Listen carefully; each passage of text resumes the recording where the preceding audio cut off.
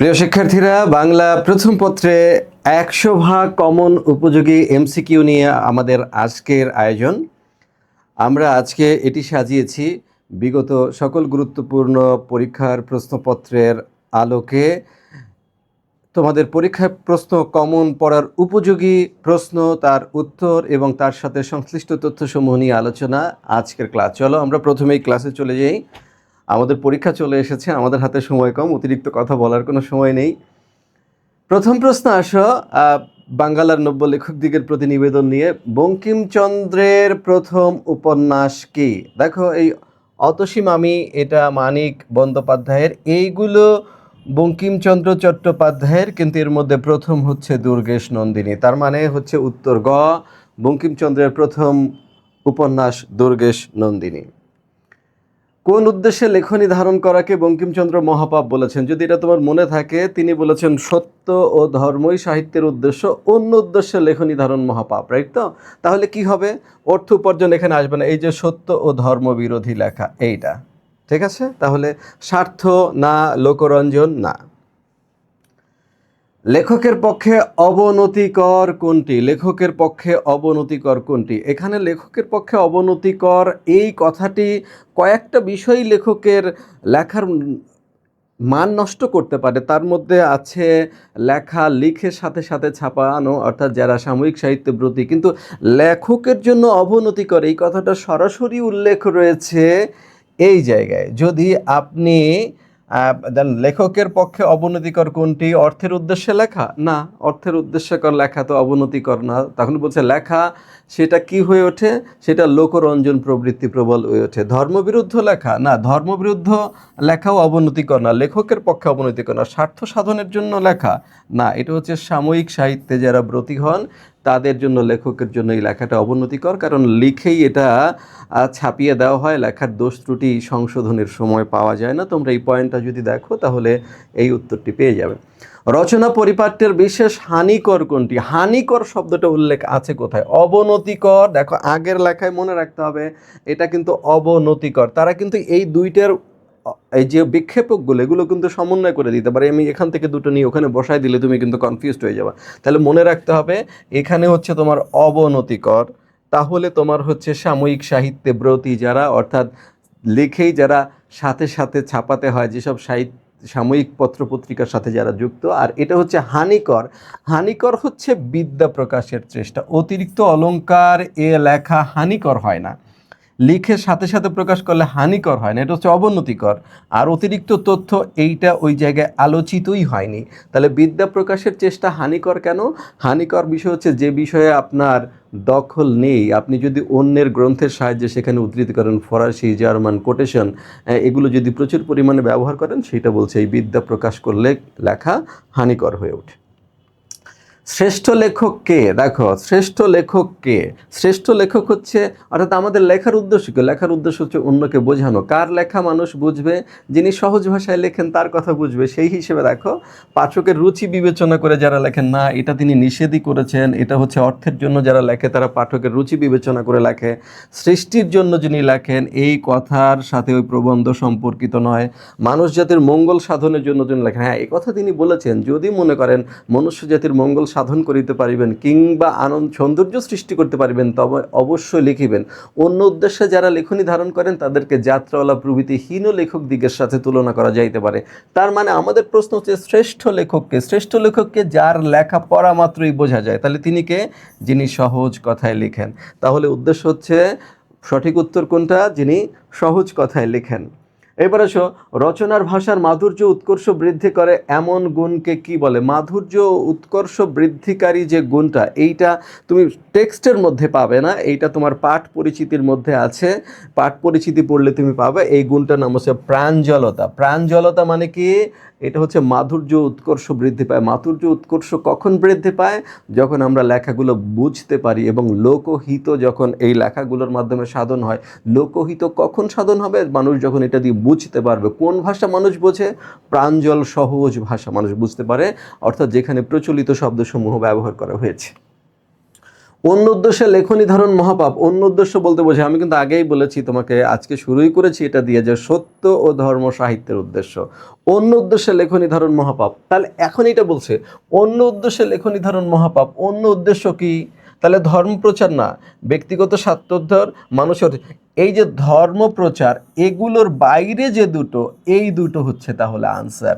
তার মানে আমরা আনসার নেব 2 ও 3, এটি আমাদের ঠিক উত্তর, রাইট। এরপরে আসো, রবীন্দ্রনাথ ঠাকুর রচিত উপন্যাস 9 কোনটি? চোখের বালি, শেষের কবিতা, যোগাযোগ, রাজা। দেখো, চোখের বালি রবীন্দ্রনাথ ঠাকুরের উপন্যাস, শেষের কবিতা রবীন্দ্রনাথ ঠাকুরের উপন্যাস, যোগাযোগ রবীন্দ্রনাথ ঠাকুরের উপন্যাস, কিন্তু রাজা রবীন্দ্রনাথ ঠাকুরের নাটক, রূপক সাংকেতিক নাটক। অতএব ঠিক উত্তর হচ্ছে রাজা। এটি উপন্যাস নয়, এটি রবীন্দ্রনাথ ঠাকুরের লেখা, তবে এটি কি? নাটক। কার মন তৃষ্ণার্ত ছিল? অনুপমের মন তৃষ্ণার্ত ছিল। মামার মনের ব্যাপারে বলা হয় নাই, হরিশের মনের ব্যাপারে বলা হয় নাই, বিনু দাদার মনের ব্যাপারে বলা হয় নাই। অনুপম বলেছে যে প্রতি সন্ধ্যায় যে আমি বিনু দাদার বাড়িতে গিয়ে তাকে মেয়ের কথা জিজ্ঞেস করতাম, রস দিয়ে বর্ণনা করিবার শক্তি তাহার ছিল, আর আমার মনও ছিল তৃষ্ণার্ত। অর্থাৎ অনুপম নিজেই বলেছে তার মন তৃষ্ণার্ত ছিল। কি বিষয়ে তৃষ্ণার্ত ছিল? কল্যাণীর রূপ সৌন্দর্য শোনার বিষয়ে তার মন তৃষ্ণার্ত ছিল। পরেরটা দেখো, মামার মন ভার হলো কেন? মামার মন ভার হওয়া মানে কি? মামা মন খারাপ করা। কোন উদ্দেশ্যে মন খারাপ হয়েছিল? দেখো, মেয়ের বংশের কথা শুনে না, মেয়ের বংশের কথা মামা কিন্তু জিজ্ঞেস করেননি। কখন জিজ্ঞেস করেছেন? মেয়ের বাবার কথা শুনে না, মেয়ের বাবার অবস্থা তিনি যেমন চান তেমনি। কেমন অবস্থা? এককালে ইহাদের বংশে লক্ষ্মীর মঙ্গল গাঠ ভরা ছিল, তাহা শূন্য বলিলেই হয়, অথচ তলায় সামান্য পরিমাণ বাকি আছে, এটাই তো তিনি চান। মেয়ের পরিবারের কথা শুনে না, পরিবারের বিষয়ে কোনো কথা হয়নি, মেয়ের বয়সের কথা শুনে, এটি হচ্ছে উত্তর। মেয়ের বয়স যখন 15, তখন মামা জিজ্ঞেস করেছিল বংশে তো কোনো দোষ নেই? হরিশ বলছিল না, নেই। মেয়ের বাপ কোথাও তার যোগ্য বর খুঁজে পান না, একে তো বরের হাট মহার্ঘ, তাহার পরে ধনুক ভাঙা পণ, কাজেই বাপ কেবল সবুর করছেন, কিন্তু মেয়ের বয়স সবুর করছে না। তাহলে এইখানে আর একটা বিষয় একটু মনে রেখো, ধনুক ধনুক ভাঙা পণ, এই কথাটি দিয়ে কি বোঝায়? এই প্রশ্ন কিন্তু পরীক্ষায় আসতে পারে। ধনুক ভাঙা পণ, ধনুক ভাঙা পণ মানে হচ্ছে সাধ্যের অতিরিক্ত পণ, অতিরিক্ত যৌতুক বলতে পারো তুমি, বা বন, সাধ্যের অতিরিক্ত যৌতুক। অর্থাৎ রামচন্দ্রের যে ধনুক ভেঙেছিলেন সেটা যেমন সাধারণের সাধ্যের বাইরে ছিল, আর ধনুক ভাঙা পণ মানে হচ্ছে সাধারণ কন্যার পিতা যে ধরনের পণ পরিশোধ করতে পারবেন তার থেকে অতিরিক্ত পণ, এটাই। তাহলে কি মেয়ের বয়স শুনে মামার মন ভার হইল? তাহলে বয়স কত ছিল আমি যদি এটা প্রশ্ন করি? বয়স কত? 15। বেশি কেন? কারণ তৎকালীন সমাজ ব্যবস্থায় মেয়েকে 8 বছরের মধ্যে বিয়ে দেওয়ার প্রথা ছিল, এটা ছিল গৌরীদান প্রথা। তোমরা যারা অপরিচিতা গল্পের ক্লাস করেছো তারা বিষয়টা জানো। ভিড়ের মধ্যে দেখিলে সকলের আগলে চোখ পড়িবার মতো চেহারা, কার চেহারা? কল্যাণীর চেহারার বিষয়ে কোনো তেমন কিছু বলা হয় নাই, শম্ভুনাথের চেহারা। ভিড়ের মধ্যে কার চেহারা সম্পর্কে বলা হয়েছে? হরিশের চেহারা সম্পর্কে কোনো বক্তব্য নেই, অনুপমের চেহারা সম্পর্কে বক্তব্য আছে। কি বক্তব্য বলো তো? আমি যদি বলি যে ছেলেবেলায় আমার সুন্দর চেহারা লইয়া পণ্ডিত মশাই আমাকে শিমুল ফুল ও মাকাল ফলের সহিত তুলনা করিয়া বিদ্রুপ করিবার সুযোগ পাইয়াছিলেন, তাহলে আমি বলতে পারি শিমুল ফুল ও মাকাল ফলের মধ্য দিয়ে কার চেহারার বর্ণনা আছে? অনুপমের বর্ণনা। কল্যাণীর চেহারার বর্ণনা আছে কি? আছে। অনুপম বলছে, এবার সেই সুরটিকে চোখে দেখিলাম, সে নিজের চারিদিকে সকলের চেয়ে অধিক রজনীগন্ধার শুভ্র মঞ্জুরির মতো সরল বৃন্তটির উপরে দাঁড়াইয়া যে গাছে ফুটিয়াছে সে গাছকে একদম অতিক্রম করিয়া উঠিয়াছে। ওইটা যদি আমি উপরে তুলে দিতাম তাহলে হতো কল্যাণীর সঙ্গে। কিন্তু ভিড়ের মধ্যে দেখিলে সকলের আগে চোখ পড়িবার মতো চেহারা কার? শম্ভুনাথ সেনের। শম্ভুনাথ সেন সম্পর্কে আর কি বলা হয়েছে? চুল কাঁচা, গোফে পাক ধরিতে আরম্ভ করিয়াছে মাত্র, তাই তো? আর বয়স কত? 40-এর কিছু এপারে বা ওপারে। 40-এর কিছু এপারে বা ওপারে মানে কি? 40-এর কিছু কম বা বেশি। মনে জানিতাম এই স্থূল, মনে জানিতাম এই স্থূল অংশটাও বিবাহের একটা প্রধান অংশ। এখানে স্থূল অংশ বলতে কি বোঝানো হয়েছে? দেখো, স্থূল অংশ, টাকার অঙ্ক যে স্থির হয়েছে গহনা কত দরের ও কত ভরির হয়েছে এটা কিন্তু অনুপম জানতেন না। অনুপম বলছে, দেনা পাওনা কি স্থির হইল জানিতাম না, মনে জানিতাম এই স্থূল অংশটা বিবাহের একটা প্রধান অংশ, এবং সেই অংশের ভার যাহার উপরে তিনি এক কড়াও ঠকিবেন না। তার মানে সেটা কি, দেনা পাওনার ব্যাপার। দেনা পাওনা মানে কি ওখানে যৌতুক। তাহলে আমরা দেখি অপশনগুলোর মধ্যে কি, জাঁকজমকপূর্ণ আয়োজন, না। আত্মীয় স্বজনকে আমন্ত্রণ জানানো, না। পণের টাকা ও অলংকারের হিসাব নিকাশ, ইয়েস এইটাই। বরপক্ষের আভিজাত্যের বহিঃপ্রকাশ, না। তার মানে স্থূল অংশ বলতে এখানে কি বোঝানো হয়েছে, স্থূল অংশ মানে হচ্ছে পণ ও এর টাকা অলংকারের হিসাব। এটি বিবাহের অনিবার্য বিষয় নয়, কিন্তু তৎকালে এটি বিবাহের এতটা অনিবার্য বিষয় হয়ে পড়েছিল যে স্থূল অংশটা বিবাহের একটা প্রধান অংশে পরিণত হয়েছিল। অপরিচিতা গল্পে এক জোড়া ইয়ারিং সম্বন্ধে স্যাকরার মন্তব্য কি? হ্যাঁ, ইয়ারিং সম্পর্কে কি? আচ্ছা, ইয়ারিং সম্পর্কে মন্তব্য ছিল ইহা বিলাতি মাল। বিলাতি মাল মানে কি, এটা হচ্ছে ইংল্যান্ডের মাল অথবা লন্ডনের মাল, তাই তো। কিন্তু এই যে গহনাগুলো কল্যাণীর পরিবার দেখিয়েছে সেগুলো সম্পর্কে তার মন কি ছিল, বলছে ইহাতে খাদ নাই, ইহাতে সোনার ভাগ সামান্যই আছে। হ্যাঁ, ইহাতে মানে বলছে ইহাতে খাদ নাই, এখনকার সোনা এরকম সোনা এখনকার দিনে ব্যবহারই হয় না। তাহলে আমি ওটা যদি বলে দিতাম যে ইহাতে খাদ নাই, এমন সোনা এখনকার দিনে ব্যবহৃত হয় না, কোন সম্পর্কে বলা হয়েছে? এটা কি ইয়ারিং সম্পর্কে বলা হয়েছে? না। শম্ভুনাথ সেন ওই যে গামছায় বাঁধা গহনা এনে দেখিয়েছেন সেটা সম্পর্কে বলা হয়েছে, কিন্তু ইয়ারিং সম্পর্কে বলা হয়েছে এটা বিলাতি মাল। তাহলে ইয়ারিং পরীক্ষা করতে কে দিয়েছিল? শম্ভুনাথ দিয়েছিল। কাকে দিয়েছিল? স্যাকরাকে দিয়েছিল। স্যাকরা হাতে নিয়েই কি বলেছিল, ইহা বিলাতি মাল, ইহাতে সোনার ভাগ সামান্যই আছে। কার বর্ণনার ভাষা অত্যন্ত সংকীর্ণ? সংকীর্ণ শব্দটা এই গল্পে আট হিসেবে ব্যবহার করা হয়েছে। আট, আট মানে সংকৃত। কে কম কথা বলে? কম কথা বলে বিনু দাদা। বলছিল বিনু দাদার ভাষাটা অত্যন্ত আট, তাই তো। এবার বিনু দাদা ফিরিয়ে আসিয়া বলিলেন, মন্দ নয় হে, খাঁটি শোনা বটে। এটা শুনেই অনুপম ভেবেছিল যে যেখানে আমরা বলি চলনসই, যেখানে আমরা বলি চমৎকার, সেখানে তিনি বলেন চলনসই। অতএব বুঝিলাম আমার ভাগ্যে প্রজাপতির সঙ্গে পঞ্চস্বরের কোনো বিরোধ নেই। এই প্রজাপতিকে বিবাহের দেবতা ব্রহ্মা, পঞ্চস্বরকে প্রেমের দেবতা পঞ্চস্বর, ঠিক আছে, মনে থাকবে। প্রেমের দেবতা মদন, ওগুলোও কিন্তু আসতে পারে। আমি এই প্রসঙ্গে বলে গেলাম। এবার আসে কোন ঘটনায় অনুপমের মন পুলকের আবেশে ভরে গিয়েছে। বলছে যে আমি শুনিলাম সে মেয়ের নাকি ভালো পাত্র জুটি আছে, কিন্তু সে পণ করিয়াছে, বিবাহ করিবে না। শুনিয়া আমার মন পুলকের আবেশে ভরিয়া গেল। তাহলে কোন জায়গা? সে পণ করিয়াছে, বিবাহ করিবে না। তাহলে দেখো অপশনগুলো, বিনি দাদা কর্তৃক মেয়ে পছন্দ হওয়া, না। বিবাহের দিনক্ষণ ধার্য হওয়া, না। বিবাহ না করতে কল্যাণীর পণ, ইয়েস, কারণ সে পণ করিয়াছে, বিবাহ করিবে না। অনুপমের সাথে বিবাহ ভাঙার পর থেকে কল্যাণী আর বিয়ে করতে রাজি হচ্ছে না। এটা শুনে অনুপমের মন পুলকের আবেশে ভরে গেল। গাড়িতে কল্যাণীর সাথে সাক্ষাৎ, না। ওকে, এরপর আসো, ট্রেনে দেখা হওয়ার সময় কল্যাণীর বয়স কত ছিল? আচ্ছা, একটা কথা মনে রাখো, অনুপম কিন্তু বলেছে তার বিবাহের সময় তার বয়স ছিল 23, তখন ছিল 23, এখন হইয়াছে 27, ঠিক আছে। এরপর বলেছে 1টি বছর গত হইয়াছে, মামা তো বিবাহ সম্পর্কে কোনো কথা তুলিতেই পারেন না। মার মনে ইচ্ছা ছিল যখন আমার অপমানের কথা লোকে ভুলিয়া যাইবে তখন তিনি বিবাহের চেষ্টা দেখবেন। তাহলে কত বছর অতিক্রম হয়েছে? 1 বছর। বিবাহের সময় কল্যাণীর বয়স কত ছিল? 15। তাহলে কল্যাণীর প্রকৃত বয়স কত? 16। কিন্তু অনুপম তো জানে না তার প্রকৃত বয়স হলো, সেই জন্য সে বলেছিল মেয়েটির বয়স 16 কি 17 হইবে। এবং নবযৌবন ইহার দেহের উপর কোথাও ভার চাপাইয়া দেয় নাই, তাহার গতি সহজ, তাহার দীপ্তি সহজ, তাহার দীপ্তি নির্মল, গতি সহজ, সৌন্দর্যের সূচিত অপূর্ব, ইহার কোনো জায়গায় কোনো কিছু জড়িমা নাই। এই প্রশ্নটা পরীক্ষায় আসছিল। জড়িমা শব্দের অর্থ কি? জড়িমা শব্দের অর্থ কি ছিল?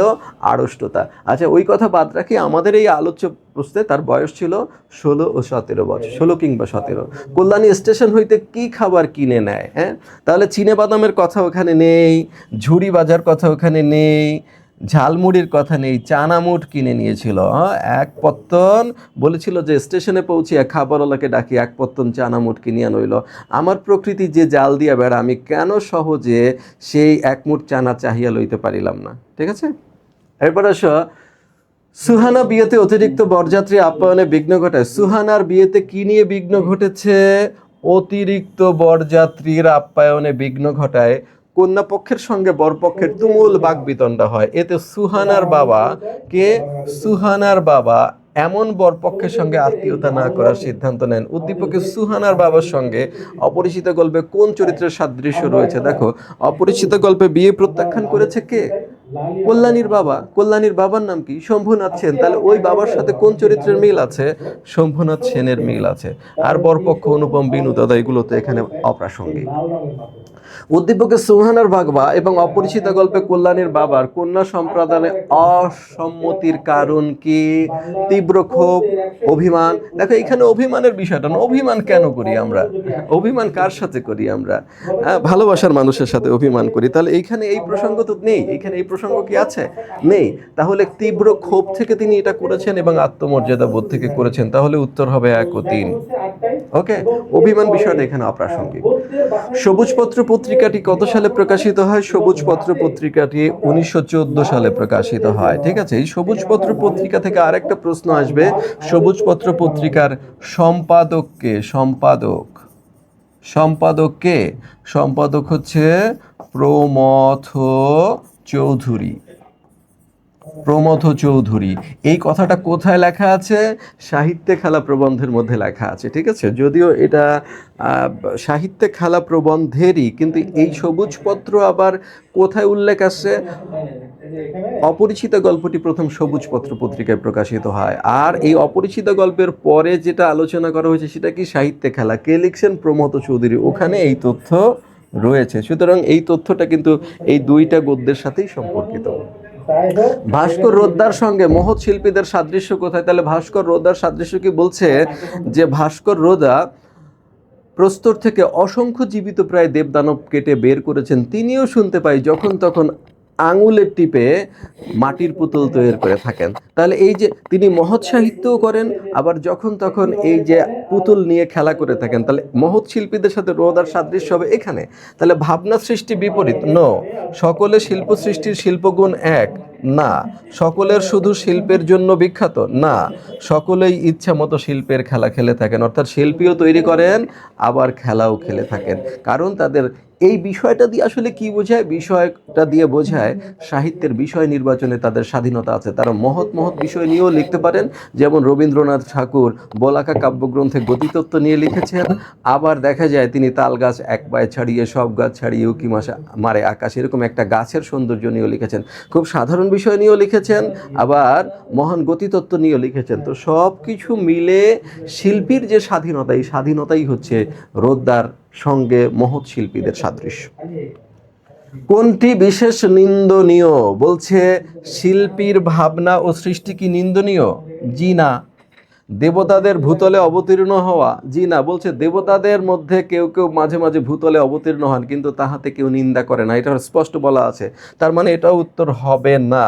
মর্তবাসীর পক্ষে রসতলে গমন? ইয়েস। মর্তবাসী করা আমরা সাধারণ মানুষ যদি আরো নিচে নামে, অর্থাৎ সাহিত্যের তার বিষয়বস্তু যদি হালকা হয়, তাহলে সেটা নিন্দনীয় ধরা হয়।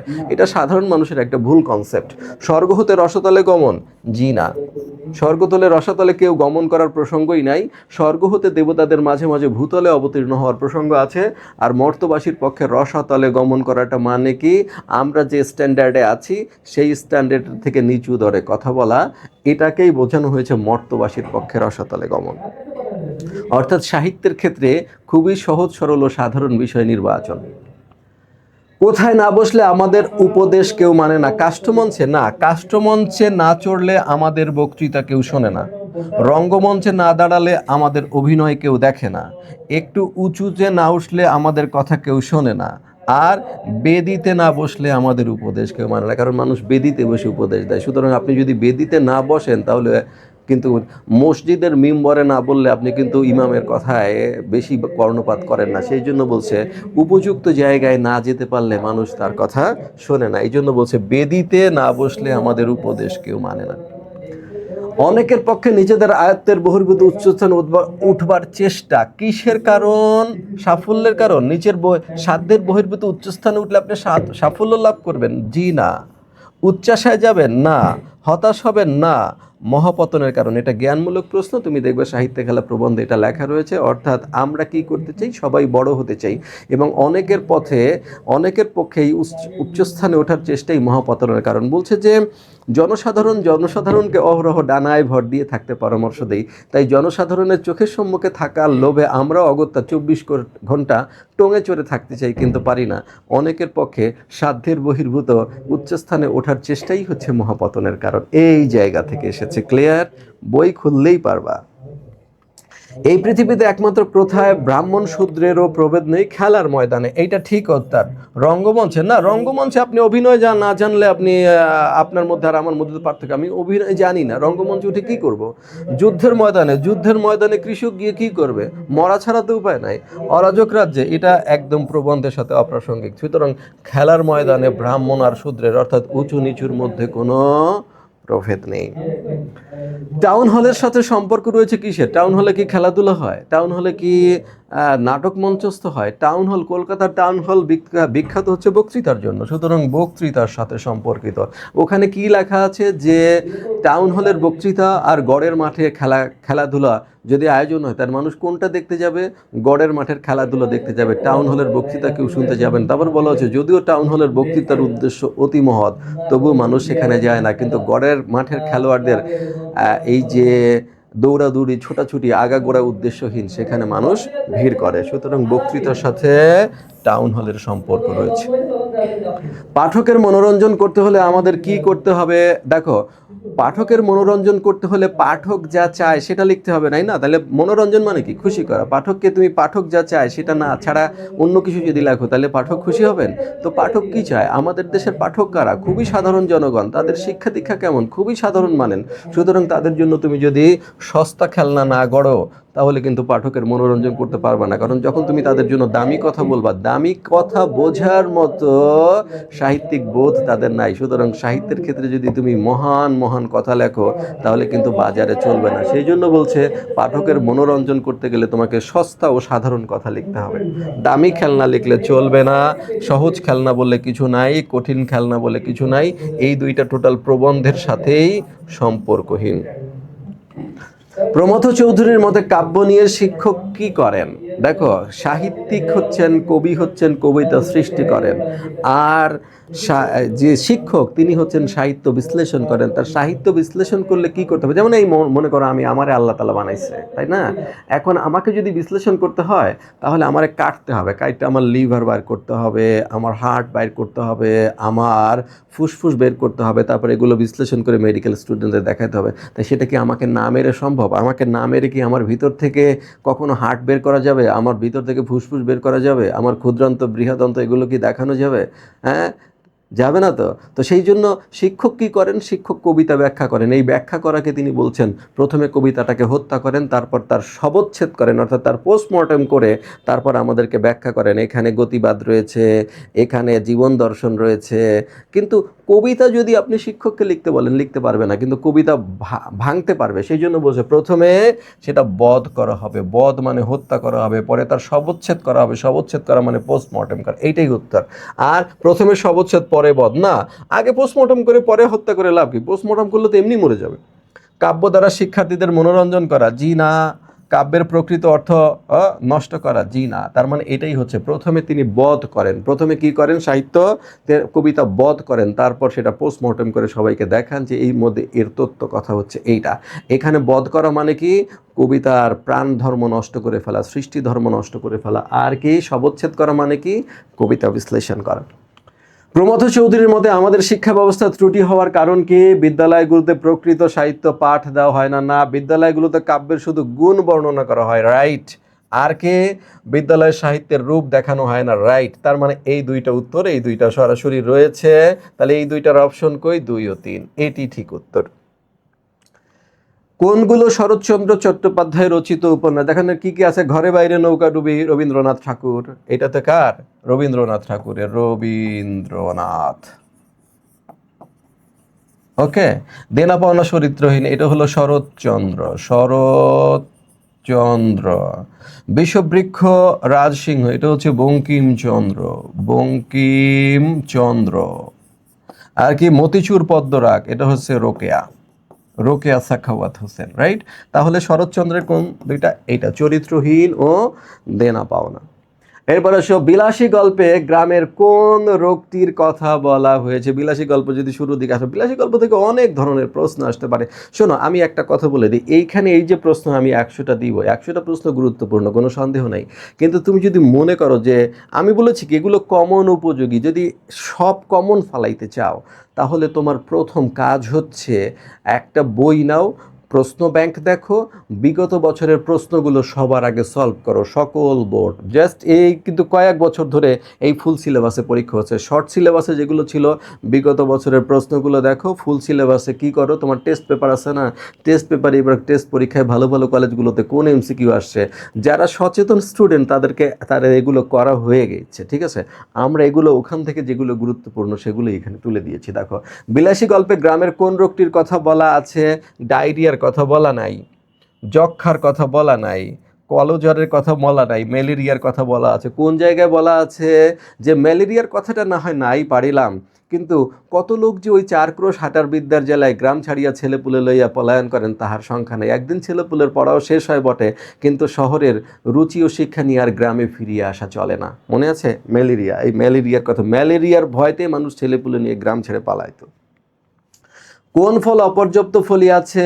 ওই যে বলছে যে এই যে 4 ক্রোশ হেঁটে বিদ্যালয়ে যায়, এই 2 গ্রাম পার হতে হয়, তার মধ্যে কার বাগানে কলা ফলেছে, কার বাগানে ওই যে বর্তমান রম্ভার কাদি আর কথা বলা হয়েছে, সেখানে কাঁঠালের কথা বলা হয়েছে, বৈচির কথা বলা হয়েছে, আমের কথা বলা হয়েছে। সুতরাং অপর্যাপ্ত ফলের কথা বলা হয়েছে বৈচি। কোন বনে বৈচি ফল অপর্যাপ্ত ফলি আছে? এটা ঠিক আছে, এটার কথাও আছে, এটার কথাও আছে, এটার কথাও আছে, কিন্তু অপর্যাপ্ত শব্দটা শুধু বৈচির ক্ষেত্রে আছে, বাকিগুলোর ক্ষেত্রে নাই। মৃত্যুঞ্জয়ের চিকিৎসা করেছিল কে? দেখো, এইখানে একটা ভুল হওয়ার সম্ভাবনা আছে। আমি কিছুক্ষণ আগেও কয়েকজনের সাথে আলাপ করছিলাম, তারা কিন্তু বলছে মৃত্যুঞ্জয়ের চিকিৎসা ক্ষেত্রে স্যার বিলাসী হবে না। হবে না, চিকিৎসা করেছিল তার বাবা বুড়ো মালো, আর সেবা করেছিল বিলাসী। কিন্তু এখানে আসছে কিন্তু চিকিৎসা, খেয়াল করতে হবে, আসছে কি চিকিৎসা। সেবা করেছিল বিলাসী, সেবা করতে করতে তার অবস্থা কেমন হয়েছিল, ঠিক যেন ফুলদানিতে জল দিয়ে ভিজায় রাখা বাসি ফুলের মতো। কিন্তু চিকিৎসা করেছিল মালো, এই কথা স্পষ্ট লেখা আছে। জ্ঞাতিখুড়ো তো চিকিৎসা দূরের কথা, সে তো আরও বদনাম করেছে। আর ন্যাড়া একদিন সন্ধ্যার অন্ধকারে লুকিয়ে তাকে দেখতে এসেছিল, ঠিক আছে? আর বিলাসী সেবা করেছে, চিকিৎসা করেছে মালো। এরপর আসো, মৃত্যুঞ্জয়ের আম বাগানের পরিমাণ কতটুকু? এটা তার আমার অপশনগুলো যাচাই করা নাই। 20-25 বিঘার বাগান। ভয়ে নীলবর্ণ হয়ে গেল কে এবং কেন? ভয়ে নীলবর্ণ হওয়ার কথা বিলাসী গল্পে একজনের কথাই আছে, সে হচ্ছে বিলাসী। তাহলে বিলাসী নীলবর্ণ কখন হয়েছে? সাপ দেখে ন্যাড়া নীলবর্ণ হয় না। ন্যাড়া বরং বলছে ছেলেবেলা থেকে 2টা জিনিসের প্রতি আমার শখ ছিল, এক হচ্ছে মন্ত্রসিদ্ধ হওয়া, দ্বিতীয় হচ্ছে গোখ্র সাপ ধরিয়া পোষা। তাহলে গোখ্র সাপ ধরে যে পুষতে চায় সে সাপ দেখে ভয়ে নীলবর্ণ হবে? তার মানে এটা না। মৃত্যুঞ্জয় সাপে ভয়ে নীলবর্ণ হবে? জি না, মৃত্যুঞ্জয় ভয়ে নীলবর্ণ হয় না, সে বরং আরও গেরুও পাগড়ি পরে সে সবসময় সাপ ধরতে যেতে চাইতো, কিন্তু বিলাসী বরং তাকে ঠেকাতো, আজ শনিবার, আজ মঙ্গলবার, ঠিক আছে, ইত্যাদি বলে তাকে নিবৃত্ত করার চেষ্টা করতো। আত্মীয়রা স্বামীর লাশ দেখে না, এটা নাই। আত্মীয় স্বামীর লাশ দেখে নীলবর্ণ হয়ে যায় নাই। ওই যে ন্যাড়ার এক আত্মীয়র কথা আছে যে এক আত্মীয়ের মৃত্যুকালে আমি উপস্থিত ছিলাম, ছেলে বলে চাকর বাকর নাই, তখন সে যে বলেছিল যে ওরে বাপলে আমি একলা থাকতে পারবো না, কিন্তু সেখানে ভয়ে নীলবর্ণ হয়ে যাওয়ার কথা নাই। তাহলে আমাদের আর অপশন বাকি আছে কোনটা? লাস্টেরটা। বিলাসী ন্যাড়াদের দেখে। ন্যাড়ারা কোথায় গিয়েছিল? ওই যে গেল গেল গ্রামটা রসাতলে গেল, নালতের মৃত্যুর বলিয়া আর তো মুখ বাহির করিবার জো রহিল না, এই কথাটা যেখানে আছে, তখন কি করলো গ্রামের লোকেরা? গেল গ্রামের মুখ যাতে দগ্ধ না হয়, আর নালতের মৃত্যুর বংশের অভিভাবক হয়ে চলল ন্যাড়া, এবং গিয়ে 10-12 জন বিলাসের ঘাড়ের উপরে ঝাঁপিয়ে। প্রথমেই যখন যারা গেল, যে উঠানে এতগুলো লোক লাঠিসোঁটা হাতে দেখিয়া বিলাসী ভয়ে নীলবর্ণ হয়ে গেল, তখন সে কি করছিল? তখন সে ভাঙা বারান্দার একধারে রুটি গড়িতেছিল। মনে আছে সেই কথা? মনে রাখতে হবে কিন্তু এগুলো, এর আশেপাশের তথ্যগুলো মনে রাখবে। বস্তুত পক্ষে যেখান থেকে প্রশ্ন আসে ওরা আশপাশ থেকেই প্রশ্ন আসে। একসঙ্গে কতজন বিলাসীর উপর আক্রমণ করলো? একটু আগেই তো বললাম 10-12 জন, সুতরাং আর এটা বলার দরকার নেই। এরপরে কি আছে? গ্রামের বারোয়ারি পূজা বাবদ কত টাকা দান করেছিল? কে দান করেছিল? কত টাকা দান করেছিল কে? ছোট বাবু, ছোট বাবু, ছোট বাবু, ছোটবাবু বারোয়ারি পূজা বাবদ 200 টাকা দান করেছিল। গ্রামের বারোয়ারি পূজা বাবদ ছোটবাবু 200 টাকা দান করেছিল। এই প্রসঙ্গটা কখন এসেছে? যে ওই যে তার বৌঠান, অর্থাৎ তার ওই যে স্বর্গীয় মুখোপাধ্যায় মহাশয়ের পুত্রবধূ যখন মনের বৈরাগ্যে 2 বছর কাশীবাস করে ফিরে আসলেন, তখন গ্রামের লোকেরা নিন্দা করিতে লাগিল যে সেটা কাশী বটে, অর্থাৎ সে কাশী যায় নাই বরং পতিতালয়ে গিয়েছিল। এরকম একটা কথা উঠেছে, তোমরা টিকা থেকে দেখে নিবা। সেই ছোট বাবুর নামেই যখন ছোটবাবু যখন 200 টাকা দান করলেন গ্রামের বারোয়ারি পুরা বাবদ, এবং 10খানা গ্রামের ব্রাহ্মণদের ডেকে যখন সে ফলাহার উত্তম পুরস্কার দিলেন, অর্থাৎ প্রত্যেককে একটা একটা করে কাঁসার গ্লাস দিয়ে বিদায় করলেন, তখন সবাই কিন্তু একেবারে ধন্য ধন্য পড়ে গেল এবং বলল যে এমন যারা বড় লোক আছেন তাদের বাড়িতে মাসে মাসে এমন সদ অনুষ্ঠানের আয়োজন হয় না কেন? নিশ্চয়ই তোমাদের মনে আছে। এরপরে আসো, মন্ত্রের সত্য মিথ্যার চরম মীমাংসা হয়েছিল কিভাবে? মন্ত্র কি? বিশরীর মন্ত্র। আমি যদি বলি বিশরীর মন্ত্র তোমার মনে আছে? ওরে কেউটে তুই মনসার ভাবন, মনসা দেবী আমার মা, ওলট পালট পাতাল ফোর, ঢোড়ার বিষ তুই নে, তোর বিষ ঢোড়ারে দে, কার আজ্ঞা? বিশরীর আজ্ঞা। সেইটা কখন ব্যর্থ হয়ে গেল? যখন সাপে মৃত্যুঞ্জয়কে কামড় দিল, এই মন্ত্র পড়া হলো, তারপরও মৃত্যুঞ্জয় মরে গেল। তাহলে কোনটায় আছে দেখো? এই যে মৃত্যুঞ্জয় সাপের কামের খাওয়ার মধ্য দিয়ে না, মৃত্যুঞ্জয়ের মৃত্যুর মধ্য দিয়ে। কারণ বিশরীর মন্ত্র পাঠ করা হলে বিষ নেমে যাওয়ার কথা, কিন্তু মৃত্যুঞ্জয়ের মৃত্যুর মধ্য দিয়ে নেড়া বুঝতে পারলো যে এই বিশরীর আজ্ঞা ম্যাজিস্ট্রেটের আজ্ঞা নয়। ম্যাজিস্ট্রেটের আজ্ঞা যেমন অবশ্যই সবাই পালন করে, বিশরীর আজ্ঞা বিশরী পালন করেনি। এরপর কি? 2 হতে পারে কোন প্রসঙ্গে বলা হয়েছে? দেখো আমি একটু তোমাকে প্রসঙ্গ স্মরণ করা দিই। যখন গোয়ালার বাড়িতে, অর্থাৎ মৃত্যুঞ্জয় যেদিন সাপের কামড় খেলো সেদিন কার বাড়িতে গিয়েছিল? গোয়ালার বাড়িতে। এবং মেটে ঘরের মেঝে কিছুটা খোঁড়ার পরে একটা গর্তের চিহ্ন পাওয়া গেল। বিলাসী হেঁট হয়ে এক টুকরো কাগজ তুলিয়ে লইয়া বলিল, ঠাকুর একটু সাবধানে করো, সাপ একটা নয়, 2টো আছে, আরও বেশিও থাকতে পারে। এখন মৃত্যুঞ্জয় বলছে কাগজ তো ইঁদুরেও আনতে পারে। এখন বিলাসী বলছে 2 হতে পারে। আমি বলছি সাপের কথা, সাপও থাকতে পারে। তুমি বলছো ইঁদুরের কথা, এটাও থাকতে পারে, কিন্তু 2টো আসে। তার মানে কি 2 হতে পারে মানে কি?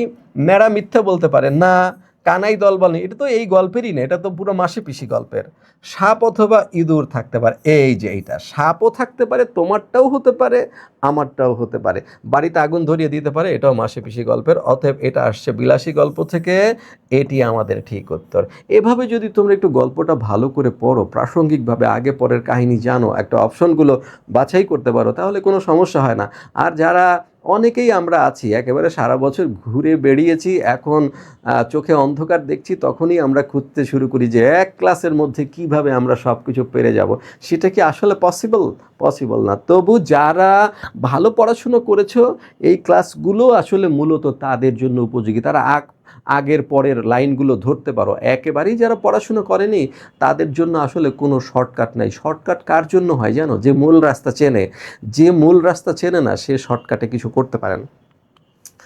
নিচের কোনটি পরিহাসের বিষয়? নিচের কোনটি পরিহাসের বিষয়? বলছে যে বিলাসীর মৃত্যু ব্যাপারটা সবার কাছে পরিহাসের বিষয় হলো। কেন পরিহাসের বিষয় হলো? কারণ এই যে নিম্ন গোত্রের মানুষ, এর স্বর্গই কি আর নরকই কি? ঠিক আছে, সে ভালোবাসাই কি আর ভালোবাসাহীনতাই কি? সেই জন্য বলছে ও প্রাণ দিলেই কি না দিলেই কি। সেই জন্য কোনটা? বিলাসীর আত্মহত্যার বিষয়টা সবার কাছে পরিহাসের বিষয় হলো। কারণ এ জগতেও কিছু পায় নাই, আর আত্মহত্যাকারীর কি হবে? নরকবাস হবে। সুতরাং এটা তাদের কাছে পরিহাসের বিষয় হয়ে দাঁড়ালো। এডেন কি? এডেন হচ্ছে পার্সিয়ার একটি বন্দর। এডেন হচ্ছে পার্সিয়ার একটি বন্দর। তাহলে এখানে যেহেতু বন্দর অপশনে আছে, নগর নয়, শহর নয়, গ্রাম নয়, পার্সিয়ার একটি বন্দর, অতএব বন্দরই হবে উত্তর। কলম্বাসকে লোকেরা কি বলে অভিহিত করেছে? এটা রোকেয়া সাখাওয়াত হোসেনের ওখান থেকে এসেছে। বলছে কলম্বাস যখন আমেরিকা আবিষ্কার করতে কৃতসংকল্প হন, তার লোকেরা তাকে বাতুল বলে নাই কি? বাতুল বলেছিল। এই যে বাতুল, বাতুল মানে হচ্ছে পাগল। লোকেরা পাগল বলেছিল যে কোথায় আছে আমেরিকার জলপথ, আর কিভাবে সে সেটা খুঁজে বের করবে। আর বাকিগুলো এর সাথে সম্পর্কিত নয়। ইভেন এই শব্দগুলো অর্ধাঙ্গী প্রবন্ধের সাথেও সম্পর্কিত নয়। রামচন্দ্র ছিলেন কি? বলছেন রামচন্দ্র প্রেমিক ও ধার্মিক। কি ছিলেন? প্রেমিক ছিলেন, ধার্মিক ছিলেন। কিন্তু সীতার অমর হৃদয়খানি তিনি অবিশ্বাসের পদাঘাতে দলিত বিদলিত করেছেন। কেন? তিনি স্বামিত্বের 16 আনা পরিচয় দিয়েছেন। স্বামিত্ব মানে কি? প্রভুত্ব। তার মানে রামচন্দ্র সীতার প্রতি প্রভুত্ব দেখিয়েছেন। তবে তিনি স্বীকার করছেন তিনি প্রেমিক ও ধার্মিক ছিলেন। তাহলে প্রেমিক ও তপস্বী? না। তপস্বী ও ধর্মগুরু? না। ধার্মিক ও শাস্ত্রাকার? না। প্রেমিক ও ধার্মিক? ইয়েস। জ্ঞানমূলক প্রশ্ন, সরাসরি উল্লেখ আছে, তোমরা বই খুললেই দেখতে পাবে। এবার কি, স্বামী যখন পৃথিবী থেকে সূর্য নক্ষত্রের দূরত্ব মাপেন, স্ত্রী তখন কি করেন? অর্থাৎ স্বামী স্ত্রীর মনোজাগতিক এবং কর্মকাণ্ডের দূরত্ব বলতে বুঝেছিল যে স্বামী যখন কি করেন, পৃথিবী থেকে সূর্যমণ্ডলের বা সূর্যের দূরত্ব মাপেন, স্ত্রী তখন একটা বালিশের ওয়্যারের দৈর্ঘ্য মাপেন সেলাই করার জন্য। বালিশের ওয়্যারের দৈর্ঘ্য প্রস্থ এটা মেপে দেখেন সেলাই করতে কত সময় লাগবে। তাহলে কোন অপশনে আছে? বালিশের ওয়্যারে ফুল তোলেন না, বালিশের ওয়্যার সেলাই করেন না, বালিশের ওয়্যার দৈর্ঘ্য প্রস্থ মাপেন ইয়েস, বালিশের ওয়্যার পরিষ্কার করেন না। তাহলে মনে রাখতে হবে দূরত্ব মাপার কথা আছে এখানে, নক্ষত্রের দূরত্ব মাপেন, তার মাপটা কোথায় আছে? এই যে মাপেন, দৈর্ঘ্য প্রস্থ মাপেন, সুতরাং ঠিক উত্তর হচ্ছে এটা। এরপরে সব, সুকুমারী গোলাপ লতিকায় কোন ফল ফলানোর কথা বলা আছে? কাঁঠাল। এখন কোন প্রসঙ্গে বলা আছে দেখো, গোলাপের লতা যে চিকন, ওই কি একটা কাঁঠাল নিতে পারবে? কাঁঠাল নিলে গোলাপ গাছে কাঁঠাল হবে? কাঁঠাল গাছ কতখানি মোটা দেখছো? তার মানে কাঁঠালের মতো বড় ফল ধারণ করতে হলে গাছটাকেও তো মোটা হতে হবে। কোন প্রসঙ্গে বলা হয়েছে? যে সমস্ত মানুষরা কন্যাকে ব্যায়াম করানো আবশ্যক মনে করেন না, তারা আবার তার গর্ভে পালোয়ান পুত্র প্রত্যাশা করেন। বিষয়টা এমন যে গোলাপ গাছে কাঁঠাল ফলানোর মতো, এই কথাটা বলা হয়েছে। সুকুমারী, মেয়ে হয়েছে সুকুমারী গোলাপ লতিকার মতো। আর কাঁঠাল মানে কি এখানে? পালোয়ান সন্তান, পালোয়ান পুত্র। তাহলে সুকুমারী গোলাপ লতিকায় যেমন কাঁঠাল ফলবে না, এরকম সুকুমারী বালিকার গর্ভে কখনো পালোয়ান পুত্র সন্তান হবে না। তার মানে কন্যার ব্যায়াম করানো আবশ্যক। অর্ধাঙ্গী প্রবন্ধ অনুযায়ী পিতার স্নেহ যত্ন কোন ধরনের সম্পত্তি? অপার্থিব সম্পত্তি। ঠিক আছে, আল্লাহর কাছ থেকে আসছে স্নেহ ভালোবাসা, এটা মানুষ দেয় নাই, সেই জন্য বলছে এটা অপার্থিব সম্পত্তি, পার্থিব না, অপার্থিব সম্পত্তি। বেটা ছেলের দোষ ক্ষমা করা হয় কি বলে? একটা কথা বলা হয়, হাজার হোক বেটা ছেলে, মানে যাই করুক না কেন, ছেলেরা যাই করুক, মেয়েরা যা করবে সেটা দোষ, এটা করবা না, এটা করলে সমাজ এটা বলবে, ওটার সাথে ওটার সম্পর্কিত। কিন্তু রোকেয়া সাখাত বলছে বেটা ছেলের হাজার দোষ ক্ষমা করা হয়, এটাই তো সমস্যা। কিন্তু কন্যাকে কোনো রকম ছাড় দেওয়া হয় না, কন্যা শৈশব আত্মনিন্দা শুনতে শুনতে বড় হয়। অর্ধাঙ্গী প্রবন্ধে লেখকের বক্তব্য ফুটে উঠেছে যুক্তির তীক্ষ্ণতা। হ্যাঁ, এটা কিন্তু পাঠ পরিচিতি থেকে আসছে, আমি লিখে দেই এখানে, এটা খুঁজবা কোথায়? পাঠ পরিচিতি। এই পাঠ পরিচিতির মধ্যে এটা আসছে। যুক্তির তীক্ষ্ণতা ইয়েস, আবেগের গাঢ়তা ইয়েস, দৃষ্টিভঙ্গির বিশালতা, হ্যাঁ দৃষ্টিভঙ্গির বিশালতা কি আছে বলো তো? দৃষ্টিভঙ্গির বিশালতা কিন্তু ওখানে নাই, অর্থাৎ এখানে দৃষ্টিভঙ্গি, তাহলে আবেগের গাঢ়তা, যুক্তির তীক্ষ্ণতা, ঠিক আছে, দৃষ্টিভঙ্গির বিশালতা নাই ওখানে। তাহলে উত্তর হবে 1 ও 2, এটাই উত্তর। এবার আসে নজরুল ইসলামের প্রবন্ধ 9 কোনটি? এবার আমরা অর্ধাঙ্গী প্রবন্ধের পর প্রবেশ করলাম কোথায়? যৌবনের গান। নজরুল ইসলামের প্রবন্ধ 9 কোনটি? যুগবাণী নজরুলের প্রবন্ধ, দুর্দিনের যাত্রী নজরুলের প্রবন্ধ, রুদ্রমঙ্গল নজরুলের বিখ্যাত প্রবন্ধ, মৃত্যুখোদা নজরুলের উপন্যাস। সুতরাং এইটা হচ্ছে নজরুলের উপন্যাস, ওইটা প্রবন্ধ নয়। তাহলে 3টা উপন্যাসের নাম আছে, 3টা গল্পগ্রন্থের নাম আছে, 3টা প্রবন্ধের নাম আছে। নজরুলের ক্ষেত্রে এইগুলো, এই 9টা নাম গুরুত্বপূর্ণ, দেখে নিও। ফুলের মাঝে মাটির মমতা রসের মতো অলক্ষ্যে থাকেন, পংক্তিটি দ্বারা কি বোঝানো হয়েছে? বলছে নজরুল কিন্তু এই প্রবন্ধের শেষেই বলেছে, যে শুরুতেই বলেছে, আমি আজ তাদের দলে যারা কর্মী নয় ধ্যানী, তারা মহৎ যদি নাই হন অন্তত ক্ষুদ্র নয়, তারা মানব জাতির সেবা করেন কি দিয়ে? তা বলছেন ইহারা থাকেন শক্তির পিছনে রুধির ধারার মতো গোপন, ফুলের মাঝে মাটির মমতা রসের মতো অলক্ষ্যে। অলক্ষ্যে মানে কি? গোপনে। অলক্ষ্যে মানে কি? গোপনে। অলক্ষ্যে মানে কি? পরোক্ষভাবে। তাহলে আমরা আসি নেপথ্যে, এই যে গোপনে, নেপথ্যে মানে কি? গোপনে, গোপনে, এটাই উত্তর। নেপথ্য থেকে ধ্যানীদের শক্তিদান। এবার প্রত্যক্ষে থেকে না, নেপথ্যে থেকে বৃদ্ধদের প্রত্যক্ষে থেকে বৃদ্ধদের শক্তিদান না, ইহারা থাকেন। ইহারা মানে কারা? ইহারা মানে হচ্ছে ধ্যানীরা। সে প্রথমেই বলছে আজকে আমি তাহাদের দলে যাহারা কর্মী নন, ধ্যানী। এই তুমি একদম ফার্স্ট লাইন পড়বে, একদম ফার্স্ট লাইনের মধ্যেই তথ্য রয়েছে। যৌবনের গান প্রবন্ধের ফার্স্ট লাইন এটা। যৌবনের গান প্রবন্ধের লেখক নিজের স্বভাবকে কিসের সঙ্গে তুলনা করেছেন? ওখানে দ্বিতীয় অনুচ্ছেদে বলেছেন, আমি কবি, বনের পাখির মতো স্বভাব আমার গান করার, কারো ভালো লাগিলেও গাই, না লাগিলেও গাইয়া যায়। তাহলে আছে, দেখো বনের পাখি আছে কিনা, এই যে আছে বনের পাখি, আর এগুলো সব অপ্রাসঙ্গিক কথাবার্তা। এরপর হচ্ছে যৌবনের গান প্রবন্ধে কোন নদীর নাম উল্লেখ আছে? তৃতীয় অনুচ্ছেদে বলছে, আমি বক্তা নই, আমি কম বক্তার দলে। এরপর বলছেন পদ্মা ও ভাগীরথীর মতো খরস্রোতা যাহাদের বাণী আমি তাহাদের বহু পশ্চাতে। তাহলে কোন দুইটা নদীর সাথে তুলনা করা, কোন দুইটা নদীর কথা বলছে? পদ্মা ভাগীরথী। পদ্মা ভাগীরথী আছে দুইটা অপশনে, এই যে পদ্মা ভাগীরথী। পদ্মা ও ভাগীরথীর মতো খরস্রোতা যাহাদের বাণী আমি তাহাদের বহু পশ্চাতে, অর্থাৎ পদ্মা ও ভাগীরথীর স্রোতধারার মতো যাদের সেন্টেন্স ভিতর থেকে আসে, স্পিডের সাথে আসে, আমি বক্তব্য দিতে গেলে তাদের থেকে অনেক পিছিয়ে থাকবো, এই কথাই বলা হয়েছে। এই নদীগুলোর নাম কোনোভাবেই যৌবনের গান প্রবন্ধে নেই। এরপর এসো, লেখক তরুণ অরুণকে কিসের সঙ্গে তুলনা করেছেন? বলছে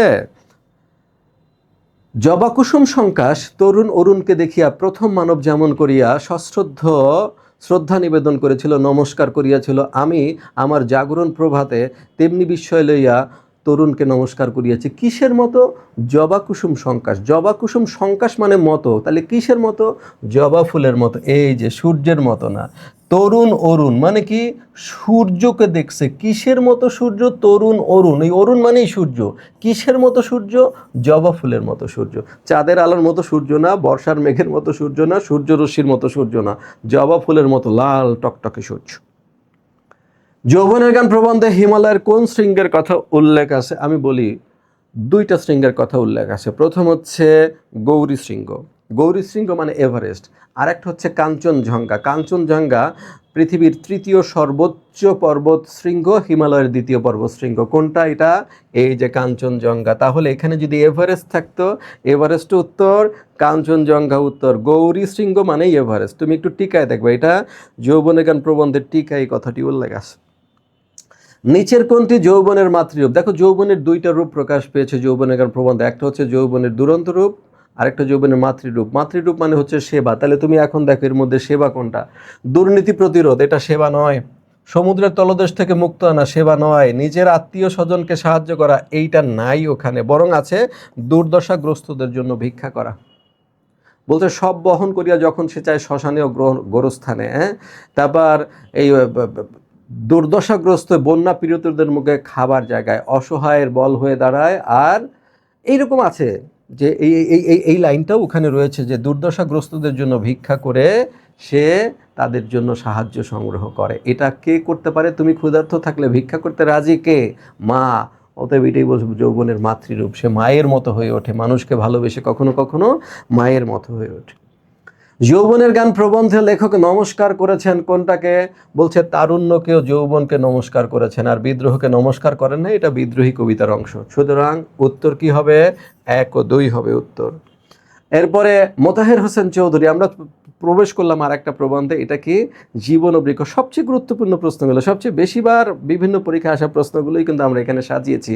আমাদের বিশ্বাস অনেক প্রশ্নই এখান থেকে কমন পড়বে। তোমরা কিন্তু খুব মনোযোগ দিয়ে দেখবা এবং আমি যে ব্যাখ্যাগুলো বলছি আশেপাশে সেই কথাগুলো খেয়াল করবো। আসলে টেক্সটে খুব ভালো জ্ঞান না থাকলে তোমার আমার কথাগুলো বুঝতে হয়তো একটু কষ্ট হতে পারে, কিন্তু ধৈর্য ধরে শুনলে শেষমেশ একটা প্রাপ্তির আত্মতৃপ্তি কিন্তু তোমার মধ্যে কাজ করতে পারে। একটু ভালো করে শোনো। মোতাহের হোসেন চৌধুরী বিশেষভাবে স্মরণীয় কোন আন্দোলনের জন্য? এটা পাঠ পরিচয় মানে লেখক পরিচিতি থেকে আসছে। যৌবনের গান প্রবন্ধ, এই আন্দোলনের নাম হচ্ছে বুদ্ধির মুক্তি আন্দোলন। এই আন্দোলনগুলোর কোনো কথা এই প্রবন্ধের সাথে সম্পর্কিত নয়। এরপরে স্বল্প প্রাণ স্থূল বুদ্ধি জবরদস্তি প্রিয় মানুষেরা মাঝে মাঝে কি কথা বলে? দেখো, এই যৌবনের গান প্রবন্ধের প্রথম অনুচ্ছেদে তুমি পড়বা যে স্বল্প প্রাণ স্থূল বুদ্ধি জবরদস্তি প্রিয় মানুষের সংসার পরিপূর্ণ, তাদের কাজ নিজের জীবনকে সুন্দর ও সফল করে তোলা নয়, অন্যের সফলতার পথে অন্তরায় সৃষ্টিকর্তা। মাঝে মাঝে মানব প্রেমের কথাও তারা বলেন, কিন্তু তাতে নেশা ধরে না, মনে হয় আন্তরিকতা শূন্য, উপলব্ধিহীন বলি। তাহলে কিসের কথা বলেন? মানব প্রেমের কথা বলেন। সেটা কেমন মনে হয়? আন্তরিকতা শূন্য। তাহলে স্থূলবুদ্ধি মানুষের মানবতার কথাগুলো কেমন? আন্তরিকতা শূন্য। আর কেমন? উপলব্ধিহীন। উপলব্ধিহীন। ঠিক আছে, এটা মনে রাখবা যে যদি আমি এরকম ঘুরিয়ে প্রশ্ন করি, স্বল্প প্রাণ স্থূলবুদ্ধি জবরদস্তি প্রিয় মানুষের মুখে যে মানব প্রেমের কথা শোনা যায় সেটা কেমন? তুমি বলবা আন্তরিকতা শূন্য ও উপলব্ধিহীন। এবার বলছে জীবন বৃক্ষ প্রবন্ধ অনুসারে অহংকার কোন শ্রেণীর মানুষের দেবতা? বলছে এই যে স্বল্পপ্রাণ স্থূলবুদ্ধি জবরদস্তি প্রিয় মানুষেরা, এদের একমাত্র দেবতা অহংকার, ব্যক্তিগত অহংকার, পারিবারিক অহংকার, জাতিগত অহংকার, এসবের নেশান উড়ানোই তাদের কারণ। কেন কেন বলছে প্রেম ও সৌন্দর্যের স্পর্শ লাভ করেনি বলে তারা নিষ্ঠুর ও বিকৃত বুদ্ধি। কিসের স্পর্শ লাভ করেনি? প্রেমের ও সৌন্দর্যের। কিসের স্পর্শ? প্রেমের। প্রেমের স্পর্শ এদের মধ্যে নাই, আর সৌন্দর্যের স্পর্শ এদের মধ্যে নাই। ফলে এরা কি হয়েছে? নিষ্ঠুর ও বিকৃত বুদ্ধি। এটাই উত্তর। তাহলে জীবন ও বৃক্ষ প্রবন্ধে অনুসারে অহংকার কোন শ্রেণীর মানুষের দেবতা? নিষ্ঠুর ও বিকৃত বুদ্ধি মানুষের দেবতা। এরা কেমন? স্বল্প প্রাণ, স্থূল বুদ্ধি এবং জবরদস্তি প্রিয়। কথা ক্লিয়ার? বুঝতে পেরেছ? এবার জীবন ও বৃক্ষ প্রবন্ধে রবীন্দ্রনাথ ঠাকুর নদীকে কিসের প্রতীক করতে চেয়েছেন? রবীন্দ্রনাথ ঠাকুর দুইটা প্রতীক আছে এখানে, একটা বৃক্ষ আর একটা হচ্ছে নদী। রবীন্দ্রনাথ ঠাকুর নিয়েছেন নদী, আর মোতাহির হোসেন চৌধুরীর কাছে জীবন আদর্শের প্রতীক কি? বৃক্ষ। তাহলে এখন বলছে ঠাকুর নদীকে কিসের প্রতীক করেছেন? রবীন্দ্রনাথ ঠাকুর বলেছেন নদী হচ্ছে মনুষ্যত্বের প্রতীক। তার কাছে মনুষ্যত্বের বেদনা নদীর গতিতে যতটা উপলব্ধ হয়, বৃক্ষের ফুল ফোটায় ততটা হয় না। তার মানে মনুষ্যত্বের। এইগুলোকে বেশি ভালো উত্তর মনে হচ্ছে, গতির, সার্থকতার, সৌন্দর্যের। জি না, এখানে উত্তর হচ্ছে মনুষ্যত্বের প্রতীক। একদম সরাসরি তথ্য, জ্ঞানমূলক তথ্য, সুতরাং কনফিউজড হওয়ার কোনো সুযোগ নাই। জীবন ও বৃক্ষ প্রবন্ধে বড় মানুষের কাছে জীবন আদর্শের প্রতীক। আচ্ছা, যে স্বল্পপ্রাণ, স্থূলবুদ্ধি, জবরদস্তি প্রিয় মানুষ, তাদের স্থানে এসে দিতে হবে বড় মানুষ। তাদের কাছে জীবন আদর্শের প্রতীক হবে প্রাণহীন ছাঁচ বা কল নয়। তাহলে প্রশ্ন কি? জীবন বা প্রবন্ধে বড় মানুষের কাছে জীবন আদর্শের প্রতীক নয় কোনটি? তাহলে প্রাণহীন কল। বড় মানুষেরা বৃক্ষকে জীবন আদর্শের প্রতীক মনে করেন, সজীব বৃক্ষকে মনে করেন। রবীন্দ্রনাথ ঠাকুর একজন বড় মানুষ, তিনিও তো নদীকে প্রতীক মনে করেন। কিন্তু প্রাণহীন কল বড় মানুষদের কাছে জীবন আদর্শের প্রতীক নয়। এরপর আসো, জীবন ও বৃক্ষ প্রবন্ধ অনুসারে আত্মাকে মধুর ও পুষ্ট করে তুলতে হবে কেন? আত্মাকে মধুর ও পুষ্ট করে তুলতে হবে, নইলে তা স্রষ্টার ভোগের উপযুক্ত হবে না। কিভাবে করা সম্ভব? প্রচুর অভিজ্ঞতা এবং বিচিত্র প্রেমের মাধ্যমে করা সম্ভব। তাহলে কিসের জন্য করব আত্মাকে মধুর ও পুষ্ট? স্রষ্টার ভোগের উপযুক্ত। বাকিগুলো এই প্রবন্ধের সাথে সম্পর্কিত নয়। রবীন্দ্রনাথ ঠাকুর কিসের মধ্যে মনুষ্যত্বের সাদৃশ্য দেখতে পেয়েছেন? বুঝে তিনি নদীর গতির মধ্যে মনুষ্যত্বের সাদৃশ্য দেখতে পেয়েছেন। তাহলে রবীন্দ্রনাথের সাথে এই নদীর গভীরতার মধ্যে না, নদীর বিস্তৃতির মধ্যে না, নদীর সৌন্দর্যের মধ্যে না, নদীর গতির মধ্যে। কেন? বলছে নদীর গতির মধ্যেই নদী বাধা অতিক্রম করে এবং মানুষকেও অনেক বাধা অতিক্রমের দুঃখ পেতে হয়। সুতরাং নদীর গতির মধ্যেই মনুষ্যত্বের সাদৃশ্য উপলব্ধ হয়। জীবন ও বৃক্ষ প্রবন্ধের লেখক রবীন্দ্রনাথকে কি হিসেবে অভিহিত করেছেন? তপবন প্রেমিক। বলছে যে অনেক কবিতায় রবীন্দ্রনাথ ঠাকুর কবিতা বৃক্ষের প্রশংসা করেছেন, কিন্তু গদ্যে তিনি তা স্পষ্ট করে বলেননি। বললে ভালো হতো। তপবন প্রেমিক রবীন্দ্রনাথ কেন যে তা করলেন না, বোঝা মুশকিল। তাহলে তাকে কি বলা হয়েছে? তপবন প্রেমিক। তপবন মানে কি? তপবন মানে হচ্ছে বৃক্ষ আচ্ছাদিত আশ্রম। ওকে, বৃক্ষ আচ্ছাদিত আশ্রম, এইটার তিনি প্রশংসা করেছেন। অর্থাৎ ব্যাপক অর্থে তিনি বৃক্ষেরই প্রশংসা করেছেন। তাহলে তপবন প্রেমিক বৃক্ষ আচ্ছাদিত আবাসভূমির যিনি প্রশংসা করেন, তিনি বৃক্ষটাকে যে কেন খোলা চোখে দেখলেন না, তিনি বুঝতে পারছেন না। জীবন ও বৃক্ষ সংকলিত হয়েছে কোন গ্রন্থ থেকে? সংস্কৃতি কথা। দেখো, সংস্কৃত কথা মোতাহার হোসেন চৌধুরী, এই রুদ্রমঙ্গল রবীন্দ্রনাথ, কাজী নজরুল ইসলাম, এই সভ্যতা যুগবাণীর কাজী নজরুল ইসলাম, এগুলো আসলে কার? এগুলো মোতাহার হোসেন চৌধুরীর গ্রন্থই না। এই একটাই মোতাহার হোসেন চৌধুরীর গ্রন্থ, এবং মোতাহার হোসেন চৌধুরীর একটাই গ্রন্থ বারবার আলোচনায় আসে, সেটা হচ্ছে সংস্কৃতি কথা। তোমরা 19-এ যে পড়েছিলা শিক্ষা মনুষ্যত্ব, সেটাও কিন্তু সংস্কৃতি কথা থেকে নেওয়া। স্থূলবুদ্ধি জবরদস্তি প্রিয় মানুষের নিশান ওড়ায় কিসের? ব্যক্তিগত, পারিবারিক এবং জাতিগত অহংকার। সবগুলোই উত্তর। হ্যাঁ, বলছে ব্যক্তিগত অহংকার, পারিবারিক অহংকার, জাতিগত অহংকার, এসবের নেশান ওড়ানোই তাদের কাজ। মাঝে মাঝে মানব প্রেমের কথাও তারা বলে, কিন্তু তাতে নেশা ধরে না, মনে হয় আন্তরিকতা শূন্য, উপলব্ধিহীন বলি মাত্র। গন্তব্য কাবুল প্রবন্ধে আরেকটা প্রবেশ করলাম। গন্তব্য কাবুল প্রবন্ধে লেখক কত দিয়ে শর্ট কিনেছিলেন? শার্ট না, কিন্তু তো শর্ট হবে, শর্ট। কত? 9 শিকা। 9 শিকা, 1 শিকা মানে কি? 1 শিকা মানে হচ্ছে, তাহলে আমি যদি বলি 9 শিকা সমান কত টাকা, 1 শিকা মানে 25 পয়সা, তাহলে 4 শিকা সমান 1 টাকা, 8 শিকা সমান 2 টাকা, 9 শিকা সমান 2 টাকা 25 পয়সা, তার মানে তিনি 2 টাকা 25 পয়সা অর্থাৎ 9 শিকে দিয়ে কিন্তু তিনি শর্ট কিনেছিলেন। কোথা থেকে কিনেছিলেন? হাওড়া থেকে। হাওড়ার কোন জায়গা থেকে কিনেছিলেন মনে আছে? হ্যাঁ, দেখে নিবা হাওড়ার কোন জায়গায়। তিনি হাওড়া থেকে গাড়ি তুলছে, চাঁদনি থেকে কিনেছিলেন। উনি চাঁদনি থেকে 9 শিকা দিয়ে একটি শর্ট কিনে নিয়েছিলেন। শর্টটা কি এইটা একটু দেখে নিবা। আবার ওই যে তোমার টিকায় লেখা আছে, এটা হচ্ছে নিম্নাঙ্গে পরিধি ও হাঁটু পর্যন্ত বিস্তৃত এক ধরনের পোশাক। গন্তব্য কাবুল প্রবন্ধে লেখক কোন স্টেশন থেকে ইউরোপিয়ান থার্ডে উঠেছিল? একটু আগেই তো বললাম, হাওড়া স্টেশন থেকে। তাহলে কাবুল, আমি যদি প্রশ্ন করি গন্তব্য কাবুল রচনায় তিনি কোন শহরে যেতে চান? কাবুলে যেতে চান। কোন জায়গা থেকে যাত্রা শুরু করেছেন? হাওড়া থেকে যাত্রা শুরু করেছেন। হাওড়া থেকে যাত্রা শুরু করে তিনি প্রথম কোন স্টেশনে থেমেছেন? এটা হচ্ছে পেশোয়ার। তার যে বন্ধুর বন্ধু শেখ আহমদ আলী, তিনি কোন স্টেশনে তাকে রিসিভ করেছেন? পেশোয়ার। পেশোয়ার কোথায়? পাকিস্তান। দেখো এই একটার সাথে কত তথ্য যে রিলেটেড। হ্যাঁ, পড়তে হবে, একটু বসতে হবে ভাইয়া, না বসলে তো পারবা না। লেখকের কখন মনে হয় আমি ভয়ঙ্কর একা? দেখো দুইবার মনে হয়েছে তার প্রথম মনে হয়েছে যে সেই ইউরোপিয়ান থার্ডে মনে হয়েছে তার একা। যে যে ভয়টি তার মনে আসলো সেটি অত্যন্ত কাপুরুষোচিত, সেটি একা। কিন্তু শেখ আহমদ আলীর বাড়িতে গিয়ে বাড়ি থেকে নেমে তাকে যখন বাসে বসিয়ে দেওয়া হয়েছে তখন তার মনে হয়েছে আমি ভয়ঙ্কর একা। তার মানে একা দেখেই কিন্তু প্রথম একা মনে করো, প্রথম মনে হয়েছে একা, তখন কিন্তু তিনি ইউরোপিয়ান থার্ডে উঠেছিলেন। আর ভয়ঙ্কর একা মনে হয়েছে যখন শেখ আহমদ আলী তখন বাসের ড্রাইভারের পাশে, শিখ সর্দারজির পাশে বসিয়ে তাকে বিস্তর দিব্য দিলাসা দিয়ে তার জানমালের নিরাপত্তার দায়িত্বে এসেছিলেন। তখন কখন? সেটা গাড়িতে বসার পর, অর্থাৎ গাড়ি ছাড়ার সঙ্গে সঙ্গে না, গাড়ি ছাড়ার পর না, গাড়ি থেকে নামার পর না, গাড়িতে বসার পর। অর্থাৎ কে বসিয়ে দিয়েছে? শেখ আহমদ আলী বসিয়ে দিয়েছে। কে সে? তার বন্ধুর বন্ধু। বাড়ি কোথায়? পেশোয়ার। রাওয়ালপিন্ডিতে সিলোয়ার বানাতে কয় গজ লাগে? দেখো ওইখানে কয়েকটা জিনিস আছে, দিল্লিতে, খাইবারে, পাঠান মুল্লুকে, লালমুসায় আর রাওয়ালপিন্ডিতে। তাহলে দিল্লিতে কত? 2.5 গজ, জলন্ধরে 3.5 গজ, ঠিক আছে, পেশোয়ারে 4.5 গজ। এরকম কোথায় কোনটা আছে সেটা একটু দেখবা, তাহলে শেষ যেতে যেতে দেখা যাবে রাওয়ালপিন্ডিতে 7.5 গজ। আর সবচেয়ে বেশি লাগে কোথায়? খোদ পাঠান মুল্লুক বা খাইবারে, একেবারে থান, কত? 20 গজ। ওকে। কত বছরের পুরনো গল্পে এক মেম সাহেব ফ্রকের পর ফ্রক পরে যাচ্ছেন? 200 বছর। কয়খানা? বলছে 8খানা না 10খানা পড়েছে, তা আমার মনে নেই। তাতে নিদেন পক্ষেও কত গজ কাপড় লাগার কথা? তাহলে উত্তর 200 বছর, কাপড় লাগার কথা 40 গজ।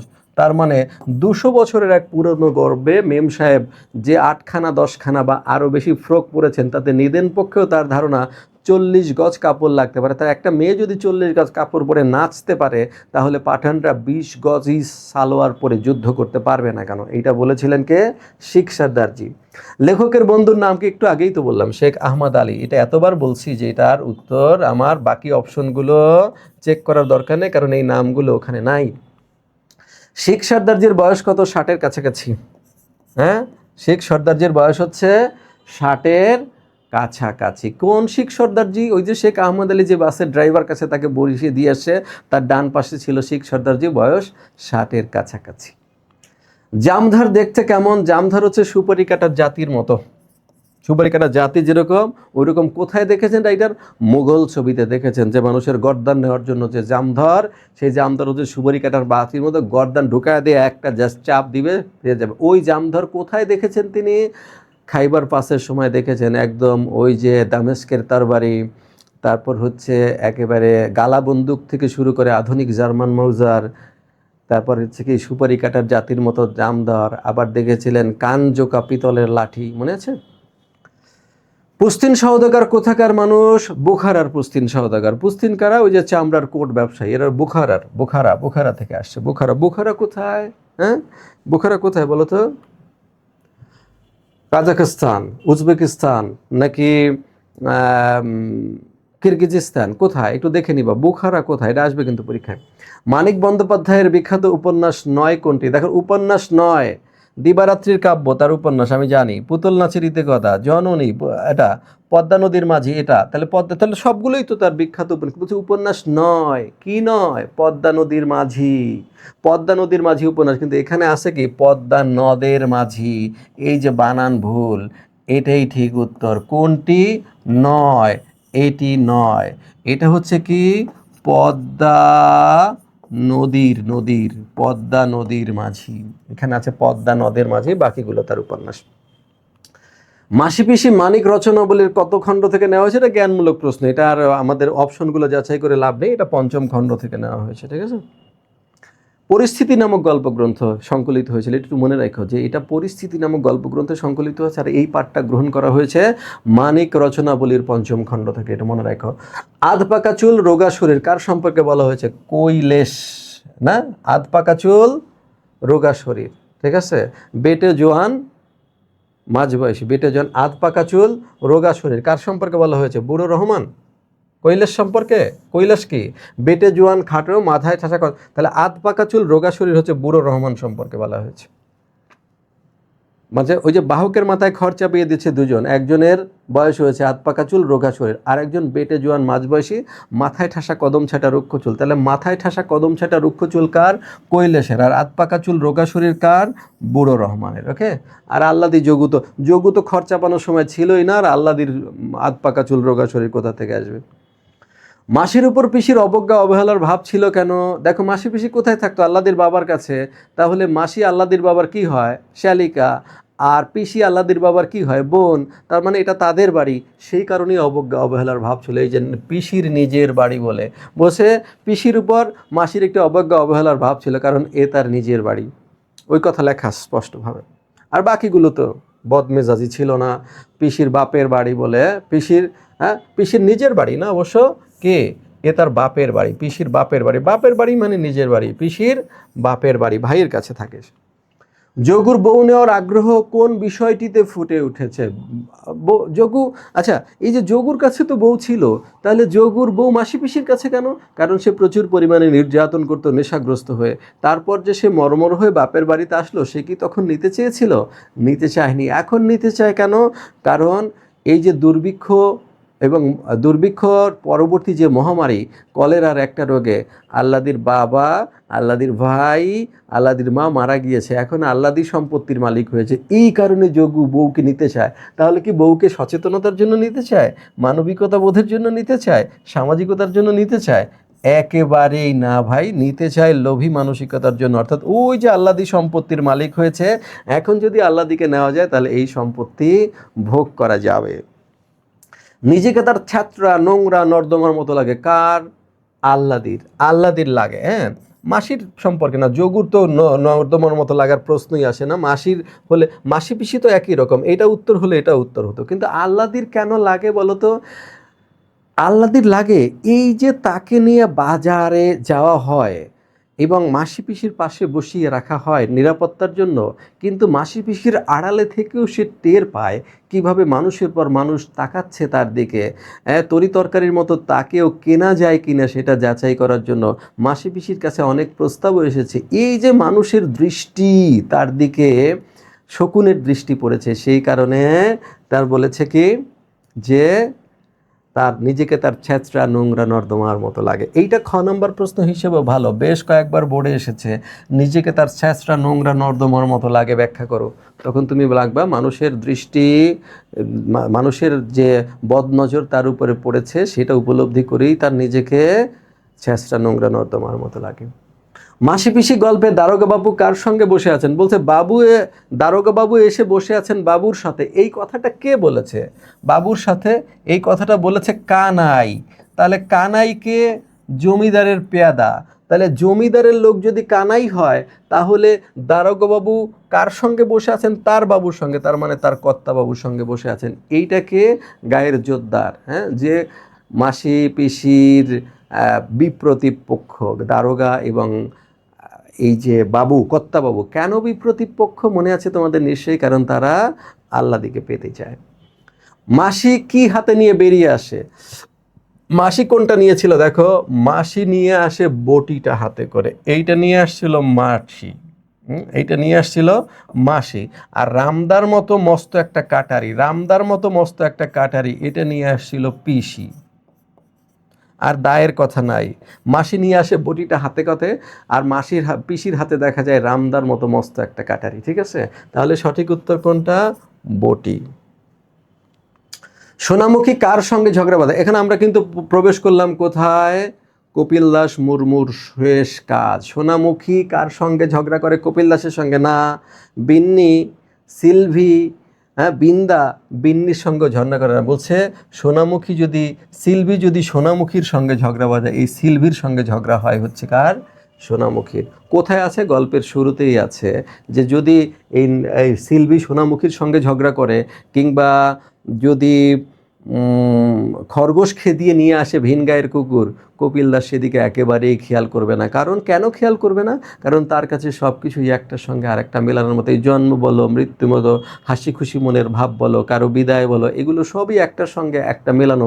কত দেখলো সে এই জীবনে, হ্যাঁ, এগুলো নিয়ে সে উদ্বিগ্ন হওয়ার কোনো কারণ দেখায় না। কপিল দাসের মতে সংসারের অনেক ভেতরকার যে স্রোতটি চলে সেটি কেমন? একটার সঙ্গে একটা মেলানো না, স্রোতটি একটার সঙ্গে মেলানো না, ঘটনাগুলো একটার সাথে একটা মেলানো, শান্ত, ধীর ও নিরবিচ্ছিন্ন। এইটা হচ্ছে ঠিক উত্তর। সংসারের ভিতরে একটি স্রোত চলছে, সেই স্রোতটি কেমন? শান্ত, ধীর এবং নিরবচ্ছিন্ন একটা স্রোত বয়ে চলছে। কপিল দাসের পিতার নাম কি? বলছে কে ছুটছে অমন করে দেখো তো। সুখদেবের বেটা। কে? সুখদেবের বেটা আর দিবদাসের বেটা। সুখদেবের বেটা কে বলতো? সুখদেবের বেটার কথা মনে আছে? না, মনে নাই। বিন্দামাঝির কথা লেখা আছে? বিন্দামাঝির কোনো ছেলের কথা বলা আছে? নগেন হুরোর কোনো ছেলের কথা বলা আছে? বলা নাই। তাহলে কপিল দাসের বাবার নাম হচ্ছে দিবদাস। ঠিক আছে, কি নাম? দিবদাস, মনে রাখতে হবে।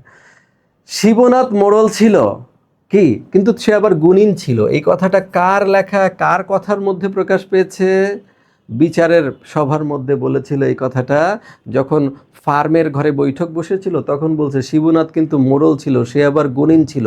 এই কথা ব্যাখ্যা করতে গিয়ে কপিল দাস আর বর্ণনার খেই ধরে রাখতে পারেনি। তখন তাকে ধমক দিয়েছে যে তুই কী যে বলিস, সেই কথার কোনো আগামাথা নেই। এরপরে কি কি দেখে কপিল দাস ভয়ানক ভয় পেয়ে গিয়েছিল বলতো? সে গল্প বলছিল তার নাতি অথবা শিশুদের সাথে, তখন বাঘের গল্প চলছিল, তখন সে ভয় পেয়েছিল শিয়াল দেখে।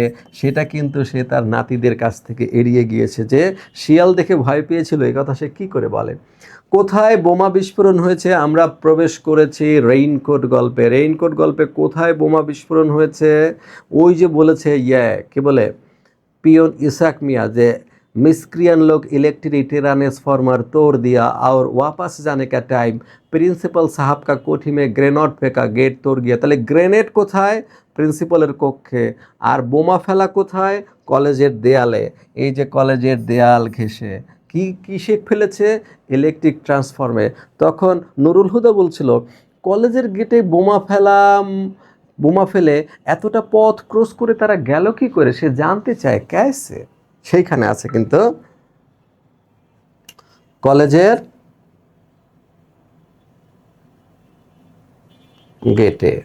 আব্দুল সত্তার মৃধা কোন বিষয়ে? জিওগ্রাফির প্রফেসর আব্দুল সত্তার মৃধা। শহীদ মিনার হটানোর পরামর্শ কে দিয়েছিল? প্রিন্সিপাল দিয়েছিল। বলেছে যে মিলিটারি লাগার পর থেকে সে মিলিটারির বড় কর্তাদের কাছে সবিনয় নিবেদন করেছিল যে এই দেশকে যদি বাঁচাতে চাও তবে সব স্কুল কলেজ থেকে শহীদ মিনার হটাও। ওগুলো হচ্ছে পাকিস্তানের শরীরের কাটা। পাকিস্তানের নিরোগ শরীরটাকে পাকসাপ করতে হলে ওসব কাটা সরাতে হবে। তা মিলিটারি তার কথা শুনেছে, গ্রামগঞ্জে যেখানেই গিয়েছে প্রথমেই কামান তাক করেছে মিলিটারির দিকে। কার পরামর্শে? প্রিন্সিপালের পরামর্শে। তার পাকিস্তানের শরীরের কাটা কি? শহীদ মিনার। পাকিস্তানের পাকসাপ শরীরটাকে নিরোগ করতে হলে ওসব কাটা উপড়াতে হবে। এখানে ওসব কাটা বলতে কি বোঝায়? শহীদ মিনার। কে পরামর্শ দিয়েছে? প্রিন্সিপাল। ঠিক আছে, মনে রাখতে হবে। কোন স্থান থেকে গুলির আওয়াজ আসছিল? কোন থেকে? মিরপুর ব্রিজের দিক থেকে গুলির আওয়াজ আসছিল। বউ বলছিল তাড়াতাড়ি ফিরে এসো, বৃষ্টি শুরুর আগে মিরপুর ব্রিজের দিক থেকে গুলির আওয়াজ আসছিল। কখন কি হয়? তাহলে এই হচ্ছে মিরপুর। ওই টোটাল গল্পের মধ্যে জামালপুর মোহাম্মদপুরের কথা উল্লেখ নাই, আবদুল্লাপুরের কথা তো একেবারেই নাই। এই মিরপুরের বিল দিয়ে 2 নৌকা বোঝাই করে আইছিল, একটা বিল উড়ায়, একটা জিপ উড়ায় দিয়েছে, কমপক্ষে 5টা খান সেনা খতম। সব এই মিরপুরের নিয়ে কথা আছে, অন্য কোনো পুরের কথা রেইনকোট গল্পে উল্লেখ নেই। কার শ্বশুর সর্দার গোছের রাজাকার? বলছে নিচে থাকে ওয়েল্ডিং ওয়ার্কশপের মালিক, তার শ্বশুর নিশ্চয়ই সর্দার গোছের রাজাকার। সপ্তাহে 2-3 দিন মেয়ের বাড়িতে দামি দামি সোফা সেট, ফ্যান, খাট পালং সব চালান পাঠা, এই যে ওয়েল্ডিং ওয়ার্কশপের মালিক। মিন্টুর তো বিয়ের কথাই নাই, প্রিন্সিপালের কথা নাই, ইসহাকের কথা নাই, সুতরাং এইগুলো অপ্রাসঙ্গিক। উত্তর হচ্ছে ওয়েল্ডিং ওয়ার্কশপের মালিক। কোথায় থাকে? নুরুল হুদা যে বিল্ডিংয়ে থাকে ওই বিল্ডিংয়ের নিচে থাকে। অফিসের জন্য কয়টি আলমারি কেনা হয়েছে? দেখো টোটাল আলমারির সংখ্যা 10টি, অফিসের জন্য 3টি, বোটানি, হিস্ট্রি, জিওগ্রাফির জন্য 2টি করে, এই 3 2 6 মোট 9, আর ইংরেজির জন্য একটি, টোটাল 10টি। তাহলে অফিসের জন্য 3টি আলমারি কেনা হয়েছে। ওকে। মিস্টার লয়সেল প্রাপ্ত আমন্ত্রণপত্র অনুযায়ী কত তারিখে শিক্ষামন্ত্রীর নিমন্ত্রণ ছিল? আগামী 18ই জানুয়ারি। বলেছে ওই যে আমন্ত্রণ লিপি নিয়ে আসছে, যে এক সন্ধ্যায় একখানা বড় খাম নিয়ে তার স্বামী লয়সেল ঘরে ফিরলো, বললো এই যে তোমার জন্য এক জিনিস এনেছি। তারপর সে খামটা ছিঁড়লো, তারখান থেকে একটা ছাপানো কার্ড বের করলো, সেখানে নিচের কথাগুলি মুদ্রিত ছিল। কি নিচের কথা? জনশিক্ষামন্ত্রী ও মাদাম জর্জ রেমপন্ন আগামী 18ই জানুয়ারি সন্ধ্যায় তাদের নিজ বাসগৃহে মসিয়ে ও মাদাম লয়সেলের উপস্থিতি কামনা করেন। নিশ্চয়ই মনে আছে। তাহলে কয় তারিখ?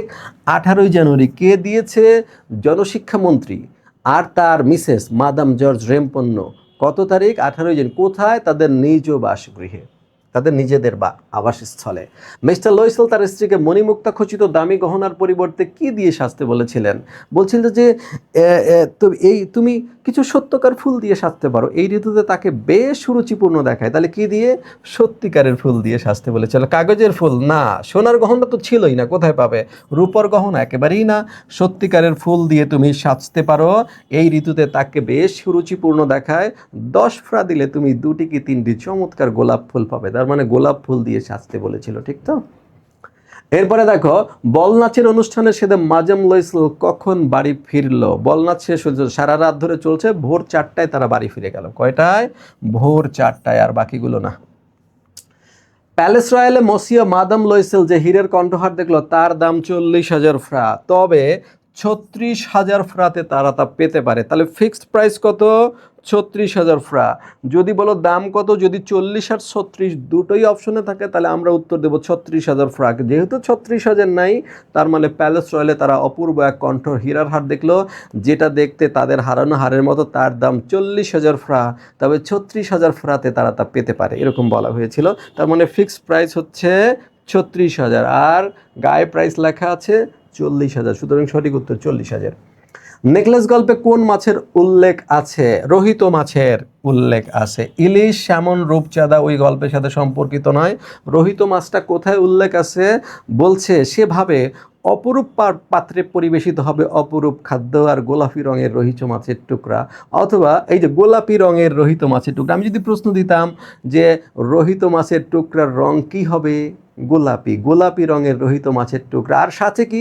অথবা মুরগির পাখনা খেতে খেতে মুখে সিংহ মানবীর হাসি নিয়ে কান পেতে শুনবে চুপি চুপি বলা প্রণয় লীলার কাহিনী, তো মনে আছে? অথবা উইংস ফ্রাই, অথবা কি রোহিত মাছের টুকরা। কেমন রোহিত মাছের টুকরা?